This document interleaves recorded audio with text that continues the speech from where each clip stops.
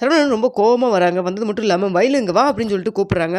மயிலு "என்னம்மாம்மா?" அப்படின்னு சொல்லிட்டு தத்தி தத்தி காஃபி தூக்கிட்டு வராங்க. "வெய்யி முதல்ல காப்பி காப்பி காப்பி கீழ வச்சுட்டு இங்க வா" அப்படின்னு சொல்லிட்டு கூப்பிடுறாங்க. "ஏங்க என்னாச்சு? என்னாச்சு தலைவலியா?" அப்படின்னு சொல்லி கேட்குறாங்க. "ஆமா, உன்னை கல்யாணம் பண்ணியே எனக்கு தலைவலி தானே" அப்படின்னு சொல்றாங்க. அப்போ கோமதியும், "என்னாச்சுடா? ஏன்டா இவ்ளோ டென்ஷனா வர? ஏதோ பேங்க்குக்கு சின்ன வேலையா போறேன்ட்டு போனேன். என்னாச்சு?" அப்படின்னு சொல்லி கேட்குறாங்க. அப்போ பாண்டியனும் வராங்க. "ஏங்க என்னாச்சு? இவன் இவ்ளோ கோவமா இருக்கான்?" அப்படின்னு சொல்றாங்க. "நீயே கேளு" அப்படின்னு சொல்லி சொல்றாங்க. "ஏன் எதுக்கு இப்படிலாம் பண்ண?" அப்படின்னு சொல்லிட்டு ரொம்ப கோவமா கேட்குறாங்க. "நான் என்ன பண்ணேன்? மாமா என்ன மாமா 2 பேரும் ஒண்ணா தானே போனீங்க. எதுக்கு இவரு இம்புட்டு கோவப்படுறாரு?" அப்படின்னு சொல்லிட்டு இருக்கிறாங்க. "ஏம்மா நீங்கலாம் பண்ணதெல்லாம் சரியே இல்ல" அப்படின்னு சொல்றாங்க. "என்ன மாமா எனக்கு ஒண்ணும் புரியலையே" அப்படின்னு சொல்லிட்டு, என்னன்னு தெரியல பேங்க் வேற போனாங்க. ஒரு வேளை லாக்கருக்கு போய் நம்ம நகை கீது எடுத்திருப்பாங்களோ அப்படின்னு சொல்லிட்டு யோசிக்கிறாங்க. "நீ என்ன யோசிக்கிறன்னு நான் சொல்லட்டுமா? நகை கீது எடுத்திருப்பாங்களோ, நகை கீது கலர் மாறி இருந்து தெரிஞ்சிருக்குமோ அப்படின்னு தானே யோசிக்கிற" அப்படின்னு சொல்லி சொல்றாங்க. "இல்ல மாமா அப்படிலாம் ஒண்ணும் இல்லையே. என்ன நகை என்ன?" "இங்க பாரு போதும் நடிக்காதடி. எத்தன நடிப்ப நீயி? எதுக்காக இப்படி நீயும் உங்க குடும்பமும் சேர்ந்து இப்படி ஏமாத்துனீங்க?" அப்படின்னு சொல்றாங்க. "என்னாச்சுங்க?" அப்படின்னு சொல்லிட்டு கோமதி ஒண்ணுமே புரியாம கேட்குறாங்க.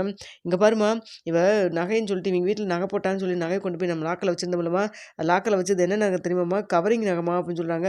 "என்னடா சொல்ற?" அப்படின்னு சொல்லி கேட்குறாங்க.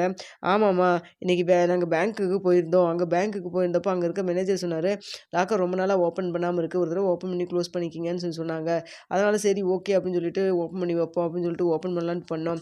பண்ணோன்னே வந்துட்டு அப்பாவ பார்த்துட்டு "என்னடா நகையெல்லாம் ஒரு கலர் வேற மாரி இருக்கே!" அப்படின்னு சொல்லிட்டு பார்த்தோன்னவே சொன்னாரு. சொன்னோன்னே, "என்னன்னு தெரியலையே!" அப்படின்னு சொல்லிட்டு எடுத்து பார்க்குறப்ப தான் தெரிஞ்சது. அது வந்து மயில்ன்னு சொல்லி போட்டு மயிலுடைய நகைன்னு சொல்லி அதில வச்சிருந்தது. "எதுக்கு இப்படியெல்லாம் ஏமாத்துன?" அப்படின்னு சொல்லி கேட்குறாங்க. "ஏங்க எனக்கு எதுவும் தெரியாது" அப்படின்னு சொல்லிட்டு இருக்கிறாங்க. "என்ன அதுவே மாறி அதே மாறி போய் மயில்ன்னு சொல்லி எழுதி வேற யாராவது வந்து எடுத்து வச்சுட்டாங்கன்னு நினைக்கிறியா நீயி?" அப்படின்னு சொல்றாங்க. "அதெல்லாம் இல்லங்க" அப்படின்னு சொல்றாங்க. அப்போ வந்துட்டு கரெக்ட்டா வந்து மீனா ரூம்லேருந்து வெளில வராங்க. "ஐய்யய்யோ! மயிலக்கா இப்படி மாட்டிக்கிட்டாங்களே!" அப்படின்னு சொல்லி நினச்சுட்டு உடனே வந்து ராஜிய பார்க்குறாங்க. "ஏதாவது பண்ணி காப்பாத்தணும்டி, பாவம்டி அப்படின்னு சொல்றாங்க. "அதான்க்கா எனக்கு ஒண்ணும் புரியல" அப்படின்னு சொல்லிட்டு, "அ அதெல்லாம் ஒண்ணும் இல்ல. ஏதாவதுக்கு இது பாலிஷ்க்கு இது போட குடுக்கணுமா இருக்கும்" அப்படிங்கிற மாரி மீனா சமாளிச்சுக்கிட்டே வெளில வராங்க. அப்போ கோமதி சொல்றாங்க, "ஏன்டி இங்க பாரு நகை பாரு இப்படி கருகருன்னு இப்படி வெளுத்து போயும், கருத்து போயும் கிடக்குது. அது எப்படி கோல்டு கிடையவே கிடையாது, தங்கமே கிடையாதே. ஒண்ணு பண்ணலாம், மயில் வீட்ல ஃபோன் பண்ணி கேட்கலாம்" அப்படின்னு சொல்றாங்க. உடனே வந்துட்டு பாண்டியன், "என்னடி விவஸ்தை கெட்டவளா இருக்க? ஃபோன் பண்ணி இப்படி நகை கருத்து போச்சு அப்படின்னு சொன்னா, அவிங்க வந்து இந்த மாரி சந்தேகப்பட்டு கேட்கறேன்னு நெனச்சுக்க மாட்டாங்களா? என்னன்னு தெரியலையே! இவிங்க ஒரு வேள நகை வாங்குன இடத்துல இது ஏமாத்திருப்பாங்களோ? மயிலு நீங்க ஒண்ணு பண்ணுங்க. கடைக்காரங்களுடைய ஃபோன் நம்பரும், அந்த அட்ரஸும் கொஞ்சம் குடு. போய் விசாரிச்சு பார்த்தா தெரிஞ்சிரும். நீ பாட்டுக்கு ஏதாவது போட்டு உளறிட்டு இருக்காதடா" அப்படின்னு சொல்லிட்டு சரவணன்ட்ட சொல்றாங்க. "அப்ப அதுக்கு இல்லப்பா" அப்படிங்கிறப்ப, "நீ கொஞ்சம் அமைதியா இரு. மயில் இதுக்கு மேல எதுக்கும் திட்டாத" அப்படின்னு சொல்லிட்டு இருக்கிறாங்க. அப்ப சரவணன் யோசிக்கிறாங்க.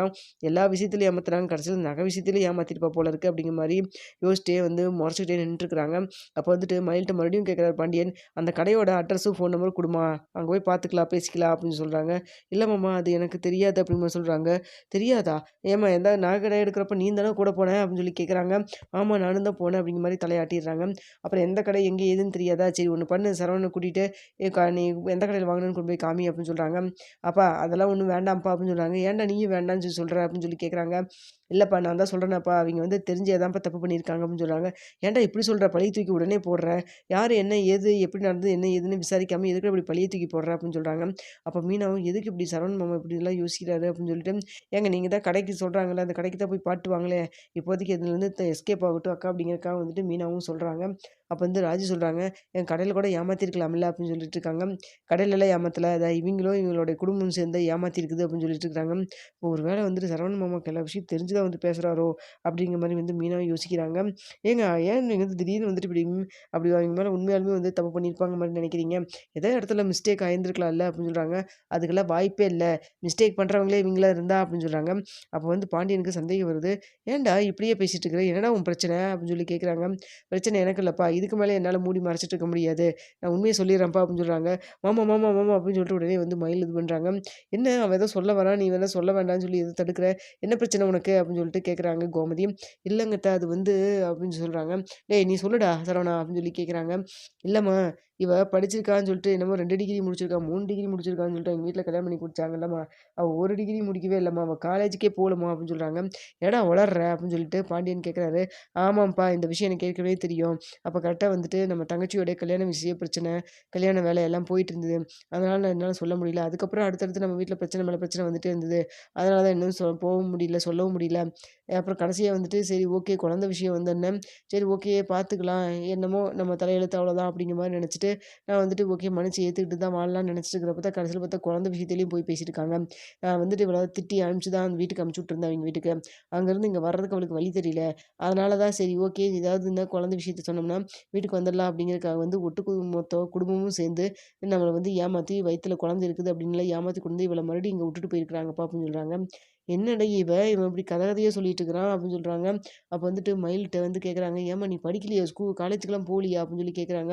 இத கேட்டோனே மீனாவும், ராஜியும் அப்படியே அதிர்ச்சியா பார்க்குறாங்க. இந்த அக்கா வந்து இவ்ளோ இத்தன பொய் இத்தன என்ன ஒண்ணுமே எனக்கு புரியலையே அப்படிங்கிற மாரி அவங்களும் யோசிக்கிறாங்க. அப்ப வந்துட்டு மயில் உண்மைய சொல்லு. இவன் சொல்றதெல்லாம் உண்மையா? அப்படின்னு சொல்லி கேட்குறாங்க.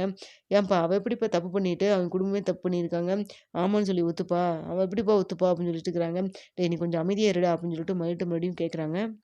"இல்ல மாமா அது வந்து" அப்படின்னு சொல்லிட்டு சமாளிக்கிறாங்க. "இங்க பாரு மயிலு எதா இருந்தாலும் மறைக்காம உண்மைய சொல்லு" அப்படின்னு சொல்லிட்டு மறுபடியும் கேட்குறாங்க. ஆமா இது எனக்கு தெரியாது. எங்க அம்மாவும், எங்க அப்பாவும் தான் அப்படி பண்ணிட்டாங்க. நீங்க எதா இருந்தாலும் அவங்கிட்டயே கேட்டுக்கங்க" அப்படிங்கிற மாரி சொல்றாங்க. "என்னடா இது இவ்வளோ நடந்திருக்குது. என்கிட்ட நீ ஒரு வார்த்தை கூட சொல்லல. அப்பாட்ட எதுவும் சொல்லாம இருந்திருக்க. அட்லீஸ்ட் என்கிட்டயாவது சொல்லியிருந்திருக்கலாம்லடா சரவணா" அப்படின்னு சொல்லிட்டு கோமதியும் திட்டுறாங்க. அப்போ மயிலு வந்துட்டு, "உங்க அம்மாவுக்கு ஃபர்ஸ்ட்டு நீ ஃபோன் பண்ணு" அப்படின்னு சொல்லிட்டு சொல்றாங்க. "இல்லங்க அத்த அது வந்து" அப்படின்னு சொல்றப்போ, அப்ப பாண்டியன் சொல்றாங்க, "வெயிட் பண்ணு. நீ எதுக்கு இவ்வளோ அவசரப்படுற? அவங்க வீட்டுக்கு வருவாங்கல்ல ஏதாவது விஷயத்துக்கு. அப்ப நம்ம கேட்டுக்கலாம்" அப்படின்னு சொல்றாங்க. ஏங்க அவைங்க வீட்டுக்கு வரப்ப வேற ஏதாவது காரணத்துக்காக வருவாங்க. "இவ்வளோ நடந்திருக்குது கேட்காம விட்டா எப்படிங்க?" அப்படின்னு சொல்லிட்டு இருக்கிறாங்க. "விடு நடந்தது நடந்துருச்சு. இவனுக்கு கல்யாணமும் ஆயிருச்சு. நீ என்ன பண்ண முடியும்? படிக்காட்டி என்ன? இனிமேல் அவ படிக்கட்டும்" அப்படின்னு சொல்றாங்க. "அப்பா நீங்க வேறப்பா. இவளாவது போய் படிக்கிறதாவது அதையும் தான் நான் சொன்னேன். ஆனா அவ அதுவும் தான் பண்ண மாட்டேங்கிறாளே" அப்படின்னு சொல்லிட்டு இருக்கிறாங்க. "ஏம்மா இல்ல இப்ப போய் படிக்கிறதுக்கு என்ன உனக்கு?" அப்படிங்கிற மாரி கேட்குறாங்க. "ஏம்மாம்மா நான் அந்த வீட்டுக்கு மருமகளா வரணும்னா கண்டிப்பா நான் படிச்சிருக்கணுமா?" அப்படின்னு சொல்லி கேட்குறாங்க. "பார்த்தீங்களாப்பா எவ்வளோ திமிரா பேசுறான்ட்டு. இவள்ட்டலாம் பேசவே முடியாதுப்பா" அப்படின்னு சொல்லிட்டு இருக்கிறாங்க. "என்னடா இது?" அப்படின்னு சொல்லிட்டு கேட்குறப்போ, அப்போ வந்துட்டு, "மாமா மாமா என்னை படின்னுலாம் சொல்லாதீங்க. வீட்ல இருக்கிற எல்லா வேலையும் நான் பார்த்துக்கிறேன். எல்லாத்தையும் நான் பார்த்துக்கிறேன். என்னால படிக்கவெல்லாம் முடியாது. நான் வந்து வேலைக்கும் போமாட்டேன், படிக்கவும் மாட்டேன்." அப்படிங்கிற மாரி சொல்லிட்டு இருக்கிறாங்க. அப்போ கரெக்ட்டா சொல்லி வச்ச மாரி கரெக்ட்டா மயிலுடைய அப்பாவும், அம்மாவும் வந்துடுறாங்க. "வாங்க சம்மந்தி உங்களுக்கு தான் நாங்க ஃபோன் பண்ணலாம்னு நெனச்சோம். இல்ல வீட்டுக்கே வந்து போய் பார்க்கலாம்னு நெனச்சிட்டு இருந்தேன். நீங்களே வந்துட்டீங்களே!" அப்படின்னு சொல்லிட்டு கோமதி சொல்றாங்க. "அப்படி என்ன நடந்தது? நான் எங்கள எதிர்பார்க்கிற அளவுக்கு ஒண்ணும் புரியலையே!" அப்படின்னு சொல்றாங்க. "அதானே அத்த நீங்க பண்ணது எல்லா விஷயத்தையும் சொல்லியாச்சு" அப்படின்னு சொல்லிட்டு இருக்கிறாங்க. "நாங்க என்ன பண்ணோம்?" அப்படின்னு சொல்லிட்டு கேட்குறாங்க. "என்ன பண்ணீங்களா? மயிலு வந்துட்டு படிச்சான்னு சொல்லி ஏமாத்தி கல்யாணம் பண்ணீங்க. ஏதாவது நகைய வந்து போலி நகைய போட்டு கல்யாணம் பண்ணியிருக்கிறீங்க. இப்பதான் எல்லாம் தெரிஞ்சது. எதுக்கு இப்படி பொய் மேல பொய் பேசுனீங்க? சொல்லுங்க. ஒண்ணும் இல்லன்னா, ஒண்ணும் இல்லைன்னு சொல்லியிருந்திருக்கணும். அதுக்கப்புறம் உங்கள கல்யாணம் பண்ணிக்கலாமா? இல்ல உங்க பொண்ண கல்யாணம் பண்ணிக்க வேண்டாமான்னு நாங்க யோசிச்சிருந்திருப்போம். எதுக்கு இப்படி எங்க வீட்ல எல்லாத்தையும் ஏமாத்துனீங்க? சொல்லுங்க பார்க்கலாம்" அப்படின்னு சொல்லிட்டு சரவணன் வரிசையா கேள்வி மேல கேள்வி கேட்குறாரு. அப்போ பாண்டியன் இருந்துட்டு, "டேய் சரவணா கொஞ்சம் அமைதியா இரு. நிதானமா பேசுடா. என்னதான் இருந்தாலும் அவிங்க உன்னுடைய அத்தையும், மாமாவும். இப்படித்தான் பேசுவியா? வயசுக்கு மதிப்பே குடுக்க மாட்டியா நீயி? நீ இப்படியெல்லாம் பேசுவேன்னு நான் எதிர்பார்க்கவே இல்ல" அப்படிங்கிற மாரி ரொம்ப கோவிச்சுக்கிறாரு. பாண்டியன் இத கேட்டு, "அப்ப உங்களுக்கு ஒண்ணும் தெரியாதுப்பா. குடும்பமே சேர்ந்து நம்மள ஏமாத்திருக்காங்க" அப்படின்னு சொல்றாங்க. "டேய் விடுடா. அவங்க பொண்ண கல்யாணம் பண்ணணும் அப்படிங்கிறதுக்காக ஏதோ இப்படி பண்ணியிருப்பாங்க" அப்படின்னு சொல்றாங்க. "எப்படிப்பா இவ்வளோ சாதாரணமா எடுத்துக்கிட்டு நீ பேசுற? எனக்கு ஒண்ணும் புரியலப்பா" அப்படின்னு சொல்லிட்டு இருக்காங்க. "நீ கொஞ்சம் அமைதியா இருடா" அப்படின்னு சொல்லிட்டு, "எதுக்குங்க சம்மந்தி இப்படிலாம் பண்ணீங்க?" அப்படின்னு சொல்லிட்டு நிதானமா கேட்குறாங்க. "இல்லங்க எங்களுக்கு வேற வழி தெரியல. பொண்ண கரை சேர்த்தணுமே நெறைய அலையன்ஸ் வந்தது. படிக்கலைன்னு சொல்லி காரணம் காமிச்சுட்டே இருந்தாங்க. அதனால தான் இப்படி பண்ணிட்டோம்" அப்படின்னு சொல்றாங்க. "என்னங்க இப்படி சொல்லிட்டீங்க? நீங்க அட்லீஸ்ட் கல்யாணம் முடிஞ்சதுக்கு அப்புறமாவது சொல்லியிருந்திருக்கலாம். அப்போ வந்துட்டு சரவணனுடைய மனசு எவ்வளோ கவலைப்படும்னு